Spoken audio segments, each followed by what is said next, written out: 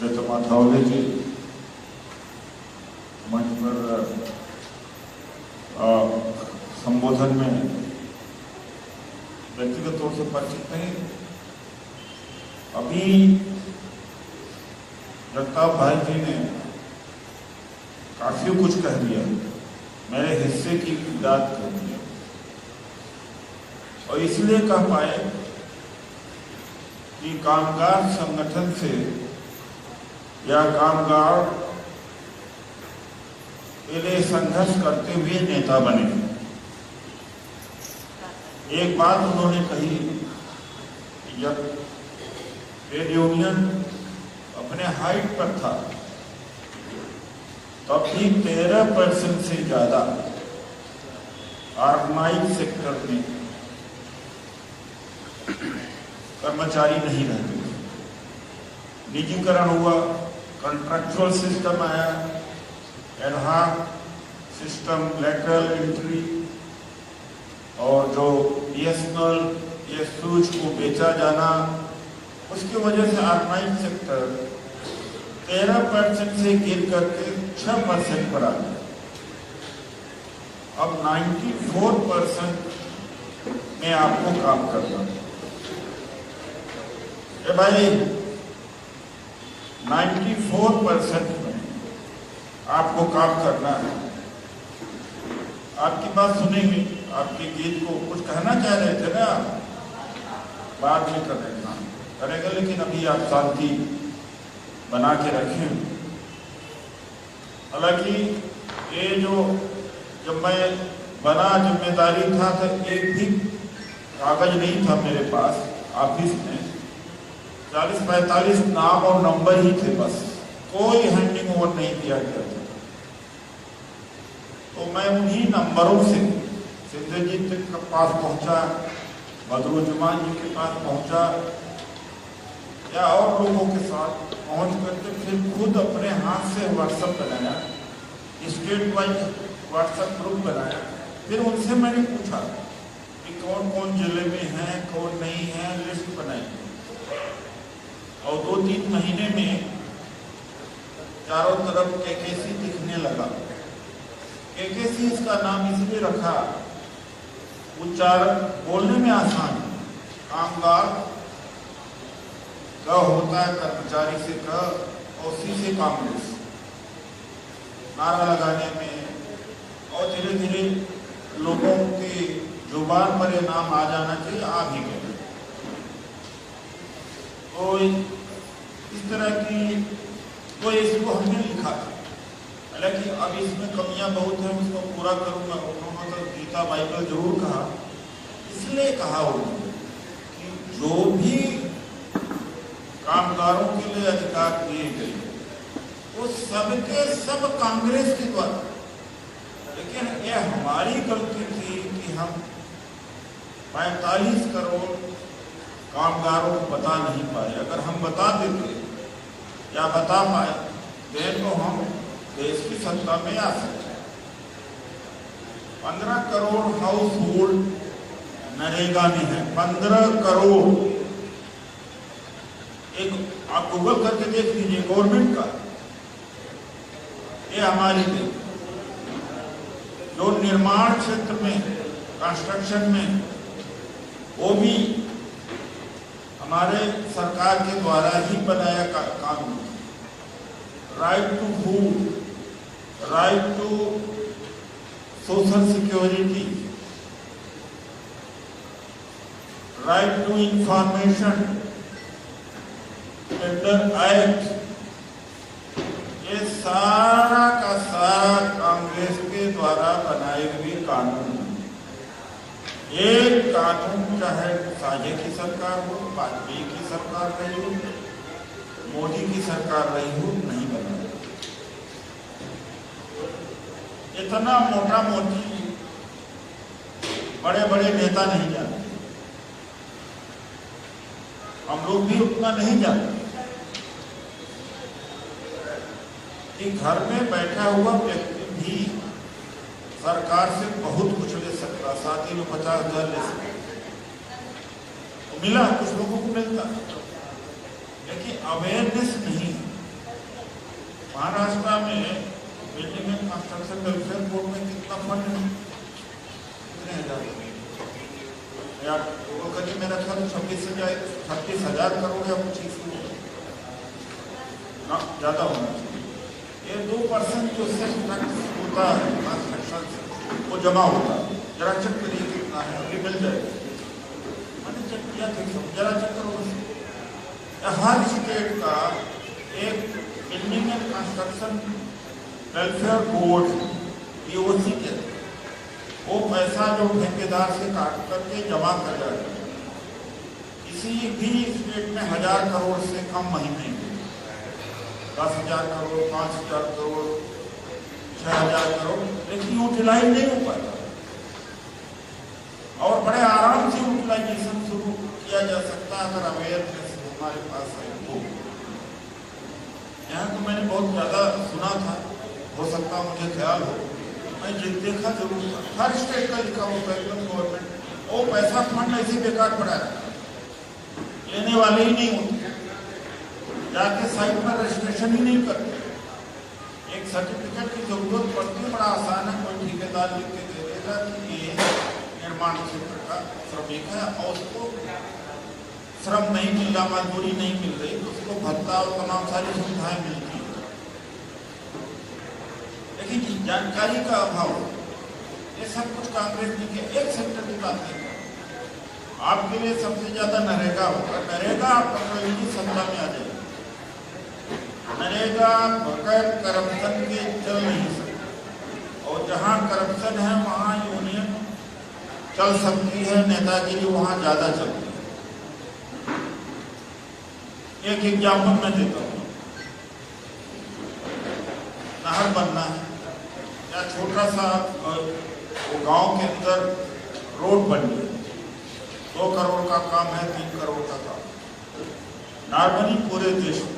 एक एग्जाम्पल दूंगा, बाकी क्षेत्रों का नहीं। उसमें आप जब चेक करेंगे, जो सरपंच होता है विलेज है, एक सरकार का आदमी सचिव होता है, वो क्या करते हैं कि आधार कार्ड गांव के आसपास या गांव वालों का इकट्ठा करते हैं और बैंक मैनेजर से, आरआरबी हो या कोई मैनेजर से जाके इकट्ठा ही अकाउंट खोल लेते हैं। ये पैटर्न यूपी में देखा गया, यहाँ भी है, लेकिन उतना है नहीं जानते। हमने स्टडी नहीं किया, हमने कोशिश किया है कराने का महाराष्ट्र में क्या पैटर्न, लेकिन उसके मतलब नरेगा में करप्शन है ही है। इसकी फिलॉसफी में है कि साल में मजदूर को 100 दिन का काम मिलना चाहिए, लेकिन जो फंड अवेलेबिलिटी पहले थी 42 दिन का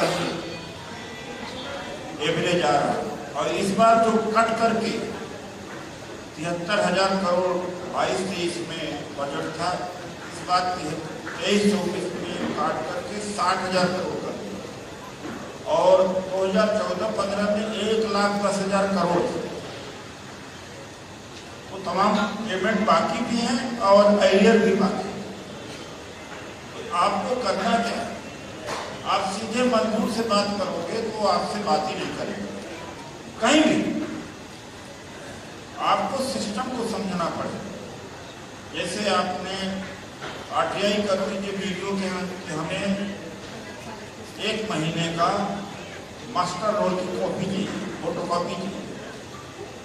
मास्टर रोल में आप देख लेंगे कि एक ही आदमी पैड के सिग्नेचर कर रहा, अंगूठा लगा रहा, क्योंकि जेसीबी से, मशीन से, ट्रैक्टर से काम करा लिया जाता है और जो अकाउंट खोला जाता है मजदूर को बैठे 4,000 5,000 दे दिया जाता है, बाकी ठेकेदार और मैट और सचिव लेकर के खा जाते हैं और बैठे बैठा है मजदूर को 4-5,000 रुपया मिल रहा है, बोलता है चलो ठीक है, हमें हमारे पूरे क्या हो। लेकिन अगर ये पकड़ में आ जाए तो ठेकेदार भी आपके काबू में, सचिव भी, ये मजदूर को कहेगा कि धरने प्रदर्शन में ले जाओ भाई, यूनियन भी बन जाएगी। जानकारी होगी तो, वरना नहीं। दूसरा इसमें क्या है कि मान लो आपके मजदूर, आपके संपर्क के मजदूरों को नरेगा का काम नहीं मिला, आप एक फॉर्मेट हमने बनाया, उस फॉर्मेट में मजदूर का नाम, आधार कार्ड नंबर, टेलीफोन नंबर, गाँव तो होगा ही, इनको काम दिया जाए और नहीं दिया गया, जिसको नहीं दिया गया उनको आप काम दिला देंगे तो आपसे जुड़ जाएंगे। इसमें आरटीआई का भी बड़ा सहयोग होता है और आरटीआई हमारी सरकार का यह हथियार है। कहीं पर नरेगा में काम कर रहा, रात में अगर ट्रैक्टर से काम कर रहा, फोटो बना लो, वीडियो बना लो, आप फेसबुक पर डाल दो, ट्विटर पर डाल दो, व्हाट्सएप पर डाल दो, ये करप्शन है, भ्रष्टाचार। और उसमें एसडीएम और प्रोजेक्ट सीओ, आप डिस्ट्रिक्ट लेवल पर हमारे उत्तर प्रदेश में तो उसको सीओ कहते हैं, यहाँ भी कहते हैं, चीफ डेवलपमेंट ऑफिसर होता है, सीडीओ, चीफ डेवलपमेंट ऑफिसर, तो नोडल हेड होता है हर डिस्ट्रिक्ट में, डीएम के अलावा यही कहते हैं। ये सब ऊपर तक सिस्टम बना रहता है। अच्छा, कहाँ कहाँ काम चल रहा है नरेगा का, आप वेबसाइट पर जाइए, निकला कितना है तो नहीं निकल पा रहा भाई मौर्य,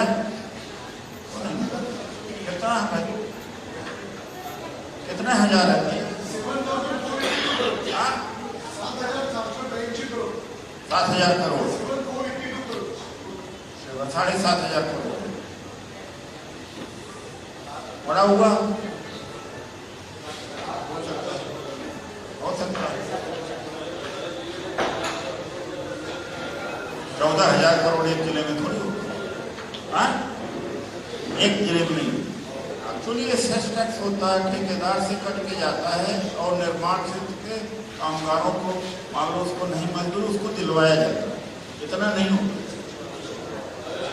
नहीं, आप नहीं समझ पाते, इसको समझो, उसको वो अलग है। नो कल्याण अलग, कंस्ट्रक्शन का फंड अनयूटिलाइज अक्सर जा रहा है, हाल में जा रहा है।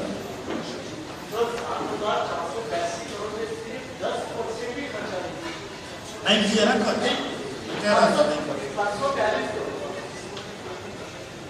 सुप्रीम कोर्ट का क्या पता है, हमारी कमजोरी है। सुप्रीम कोर्ट बेचारा क्या करेगा, जो गया हुए वो भी ऐसी है यार, ये हम जब न लड़े ना, हम जाके साइट पर रजिस्ट्रेशन न करें, एक क्षेत्र का जानकारी मैं दे रहा हूँ।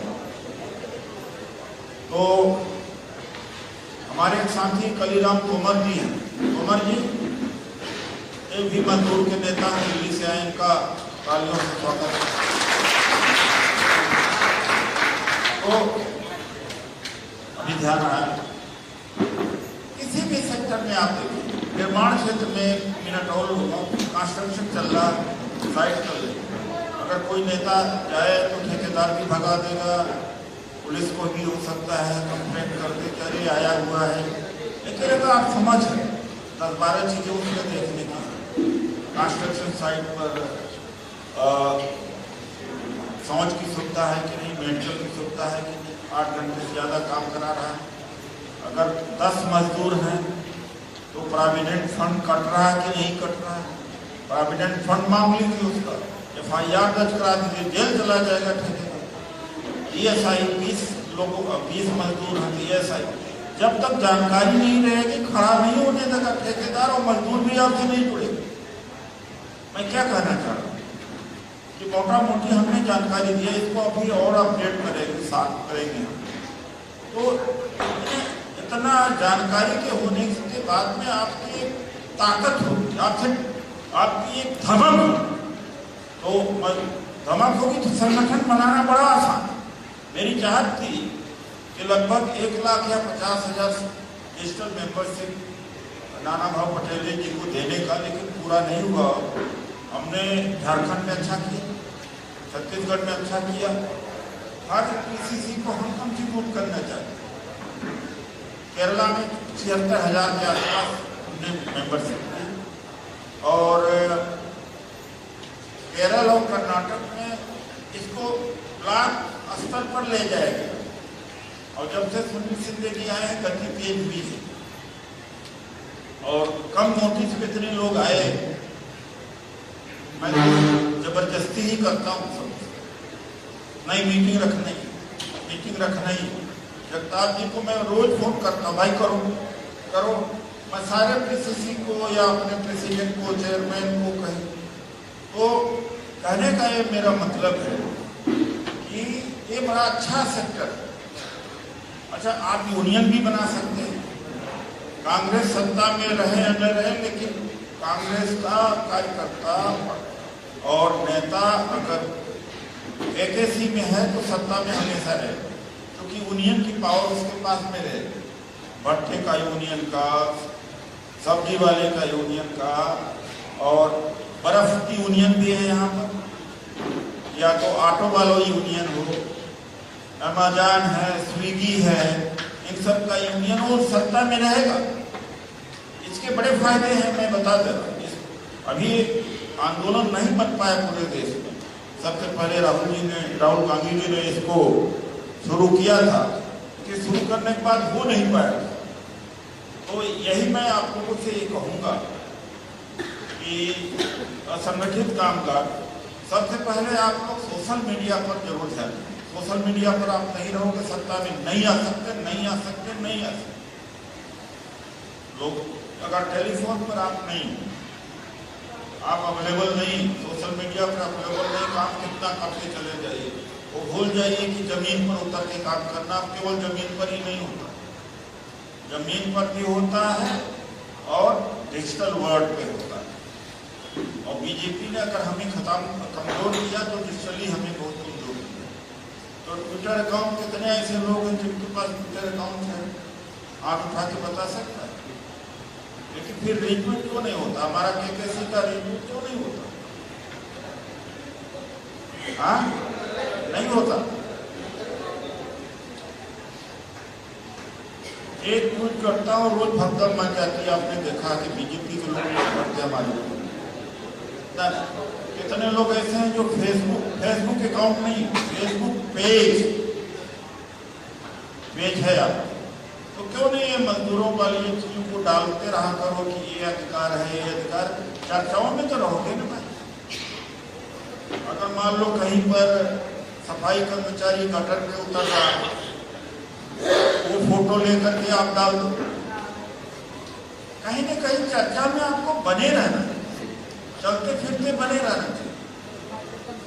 तो आप देखिए इसकी शक्ति क्या होगा। अब मेन कांग्रेस के बाद में सेकंड पोजीशन आपके पास होगी।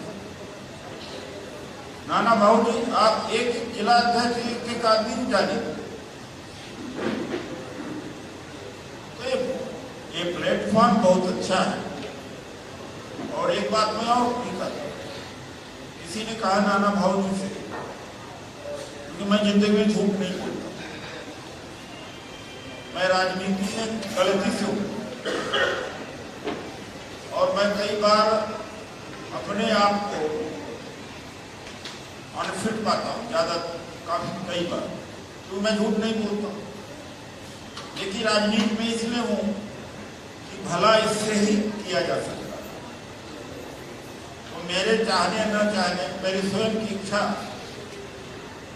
कि हमारे जीवन का मकसद नहीं होना चाहिए, मानवता एक मकसद होना चाहिए, देश एक मकसद होना चाहिए। मैं सच बता रहा हूं। तो क्या है कि ये जो पूरा माहौल बना हुआ है, उस माहौल में कितना संभल करके क्या बोलना, क्या नहीं खड़े हो जाते हैं। तो आप लोगों को भले ही और सारी चीजें करें, लेकिन राजनीति में अगर आप नहीं रहेंगे, राजनीतिक सत्ता नहीं रहेगी, तो न इस देश का अल्पसंख्यक बचेगा, न इस देश का मजदूर बचेगा, न इस देश का संविधान बचेगा, न देश का महिलाएं बचेगी, कोई नहीं। ये सब समाप्त होने जा रहा है, खत्म हो रहा है। तो राजनीति में ही रह करके आप बहुत कुछ कर सकते हैं। एक जो आम भाषा बन गई है, अरे हमें राजनीति से नफरत है, पुलिस में FIR दर्ज न हो तो पता लगे अरे सरकार में कमी है, आपका तुरंत संबंध राजनीति से जुड़ जाए। पानी न सुबह आए, बिना नहाए जाना हो तब सरकार से आपका मतलब जुड़ जाता, अरे कैसी सरकार चल रही है। इसलिए आप लोग इसको एक जिंदगी का हिस्सा मानिए और सोशल मीडिया में उसको डालिए। और सोशल मीडिया, मेन मीडिया इस समय आपके साथ नहीं है, टेलीविजन नहीं है, अखबार नहीं है, तो फिर आखिर में अपनी बात को कैसे फैलाओ? ये मेरा विशेष आग्रह है, लेकिन इसका असर नहीं पड़ रहा। साफ साफ बता रहा हूं कि कांग्रेस में इसका असर नहीं पड़ रहा, कार्यकर्ताओं में असर नहीं पड़ रहा। हमें अपनी आदत को बदलना पड़ेगा। जब हमारे कौन खेड़ा हमारे, तो उनको जहां से उतारा गया, इसमें किसी ने एक नारा लगाया, मैंने पूछा और खेड़ा से पूछा, वाला से पूछा क्या बात है कि मैं मोदी तेरी कब्र खोदेगी। और मोदी ने नागालैंड मेघालय में कहा कि ये मेरी कब्र, कांग्रेस मेरी कब्र खोदना चाहती है, लेकिन आप लोग तो कमल खिला रहे। तो मैं जाते जाते कहा इसका इन्हें पूछे उनसे, मैं जाकर के फिर वहाँ पर रायपुर में पूछा, मामला क्या, कहा किसी ने लगा दिया तो कुछ होगा।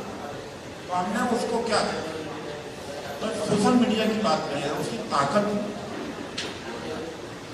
हमने कहा कि मोदी की राजनीतिक कब्र अगर नहीं खुदी तो देश की कब्र खुद जाएगी। दोनों में किसी की कब्र जरूर खुदी। राजनीतिक शब्द मैंने बला हुआ बवाल में गए, वहां पर रायपुर पहुंचते घेर लिया। कहा भाई राजनीतिक कब्र मोदी की अगर नहीं खुदेगी तो देश की खुद जाएगी, उसमें क्या है? अडानी लूट लेगा, इसको हटाना जरूरी है। अडानी लूट लेगा, सभी लूट लेंगे, तो बड़ा बवाल हो। तो सोशल मीडिया की ताकत है कि कम से कम 2 लाख 3 लाख लोग उस पर आए, 20-20 लाख तक आते हैं। हम जब ट्वीट करते हैं 20-20 लाख तक लोग विजिट करते हैं। तो जब ये टेक्नोलॉजी का जमाना है तो टेक्नोलॉजी का इस्तेमाल आपको करना पड़ेगा। ये 2 पाँव वाला ही नहीं रह गया, केवल मतलब है कि फील्ड में जाके वो जमाना था है। और सब टेलीविजन देख रहे हैं, सब फेसबुक पर है, सब सोशल मीडिया पर है। आप गांव-गांव घूम रहे हो, एक आदमी बैठ के यहीं से मुंबई से बम्बार्डिंग कर रहा है, पूरे गांव-गांव पर आप घूम रहा है। तो चीजें ये भी बदली, इसका भी ध्यान रखना। ये मैं नहीं कह रहा हूँ फील्ड वर्क नहीं होना चाहिए, इसके ऊपर भी बराबर ध्यान रखना चाहिए। यही मेरा आप लोगों का आग्रह है कि कितने मैं परिचय करना चाहूंगा। और सिंधे जी एक बड़ा रैली करें, बड़ा सम्मेलन करें। एक विदर्भा में भी होना चाहिए, हर जिले में भी होना चाहिए। चुनाव आ रहा है और चुनाव जितवाने में 1% 2% वोट का हम लोग इंतजाम करें। और मेंबरशिप, डिजिटल मेंबरशिप के लिए हमारी, जब मैं डिजिटल मेंबरशिप शुरू हुई तो मैंने प्रवेश चक्रवर्ती जी से कहा कि हमारा मेंबरशिप कर दो अलग, और करा दिया हमने अलग, ताकि पता लगे कि हम कहाँ हैं। वरना तो सब कहते हैं अरे हम भी हैं, हम भी हैं। तो हमारा केकेसी की मेंबरशिप भी अलग है। कहने का मतलब कि कांग्रेस की मेंबरशिप अलग नहीं है वही, लेकिन हमें पता लगता रहता है कि हमारा जिला अध्यक्ष कितना मेंबर कर रहा है, कितना, वो हमारे पास डाटा आता रहता है। हम चेक एंड बैलेंस रखते हैं, पता भी लगता रहता है। तो इस बात का जरूर आप ध्यान रखें। इसमें कितने ऐसे लोग हैं जो अपने डिस्ट्रिक्ट पर या अपने मंडल पर, मंडल मतलब कमिश्नरेट पर, जो सम्मेलन करा सकते हैं, कार्यकर्ता बैठक करा सकते हैं, हाथ उठा के बता सकते हैं कौन सा जिला है आपका? जलगांव जिला। आप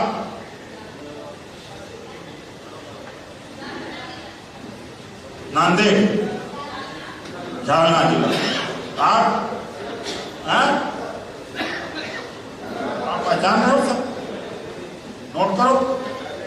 और उसके बाद में इनको याद दिलाना 10 दिन बाद 5 दिन बाद कि कहाँ हम बोलते हैं, ऐसे थोड़ी होता। आप पेपर लेके बैठना चाहिए। कितने लोग जिले हैं, या आप रिस्पांस मिल रहा है तो उसको आपको करना चाहिए। हाँ, जलगांव जिला, जालना जिला, हाँ, नांदेड़, रुक जाइए, एक बीड, कोल्हापुर, 5-6 जिलों का, अकोला,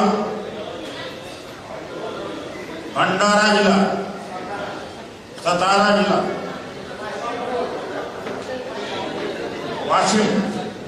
वाशिम, नागपुर, नांदेड़, सोलापुर, पुणे। पीछे का कोई आगे भी बता सकते हो, ये तो अच्छी बात है। आखिर भी इस मीटिंग का मतलब क्या है? जब आप जिम्मेदारी लेके जाओगे तभी मैं समझूंगा मीटिंग का मतलब है, इनका आने का मतलब है। वरना तो हमने प्रवचन और भाषण दे दिया, कोई यहाँ पर हम कोई भजन कीर्तन कर दिया। आ जाइए आगे, बता दीजिए कौन से जिले बाकी है, कितना जिले में?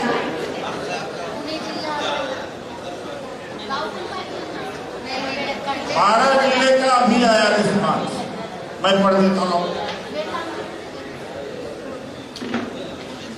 जालना, नांदेड़, कोल्हापुर, सतारा, बीड, अकोला, भंडारा, वाशिम, नागपुर, पुणे, सोलापुर, अमरनगर, चंद्रपुर, 13, जलगांव। देखिए, आपके प्रदेश अध्यक्ष को खुशी होगी इस बात।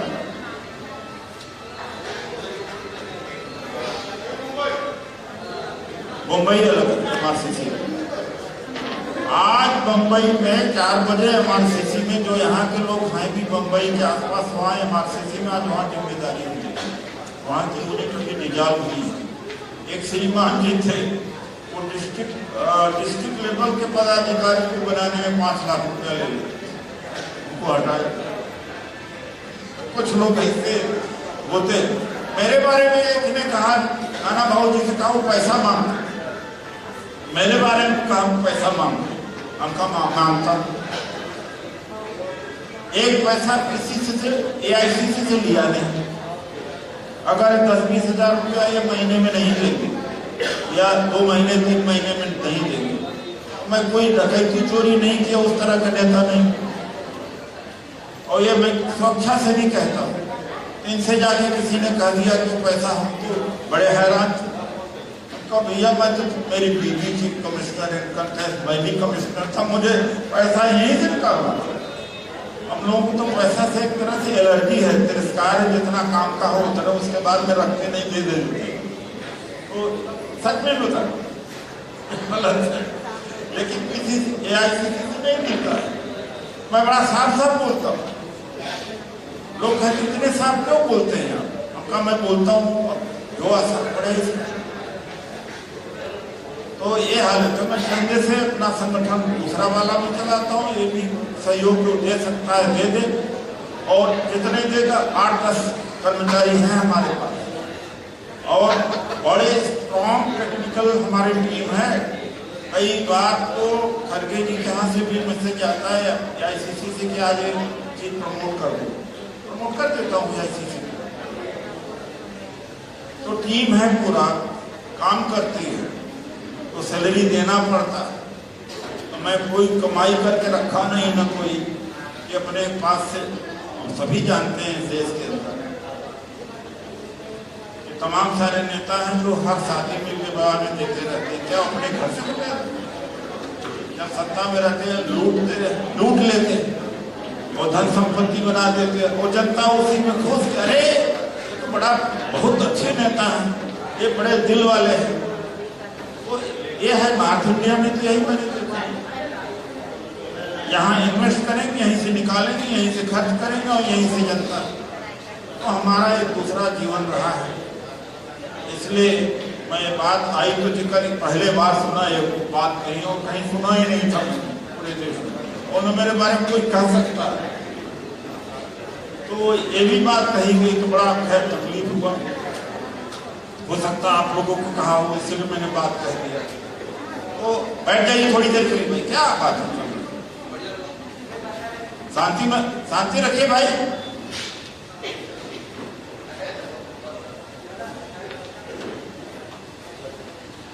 तो मैं यही आप लोगों से कहना चाहूंगा कि 13 डिस्ट्रिक्ट का जो 14 डिस्ट्रिक्ट की जिम्मेदारी आई है, इसकी आप तैयारी करें। बड़ा होगा तो मैं भी आने की कोशिश करूंगा, बड़ा होगा तो मैं प्रदेश अध्यक्ष से भी आग्रह करूंगा, वो भी संबोधित करेंगे। कोशिश करिए कि बड़े स्तर, अगर आपको दिक्कत आ रही तो हमें फोन कर लीजिए, हम बता देंगे संगठन कैसे खड़ा हो जाता है। हम दूसरे देश में भेज दीजिए तो वहां भी खड़ा कर लेंगे।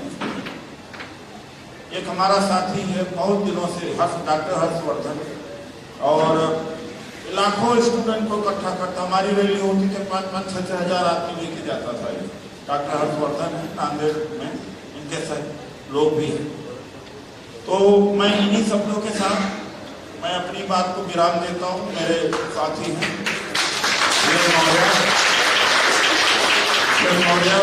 बहुत ही रिस्पॉन्सिबल, बहुत ही सिंसियर। मेरा फोन किसी का ऐसा फोन नहीं, चाहे 1000 फोन कर ले, जिसको हमने अटेंड करें नहीं, डाइवर्टेड रहता तो हम उठाते हैं। तो मैं कॉन्टैक्ट से दूर नहीं रहूँ। हाँ, जो काम करने वाला मैं बड़ा दूर हो जाता, जो काम करने वाला मैं उसके यहाँ पहुँच जाता हूँ, मेरा खुद फोन पहुँच जाता है, चाहे वो इंटीरियर में ही क्यों न, हमें पता लगता है। तो इन्हीं शब्दों के साथ मैं अपनी बात को यहीं पर विराम देता हूं।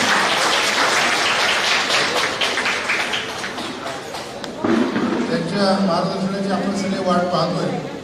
ते नानाभाऊ पटोले आपलं आता मार्गदर्शन करतील। घोषणा त्यापूर्वी द्यायच्या, हे नाना पाहिजे म्हणजे महाराष्ट्राला सगळीकडे सगळ्यांना माहिती, राजकारणामध्ये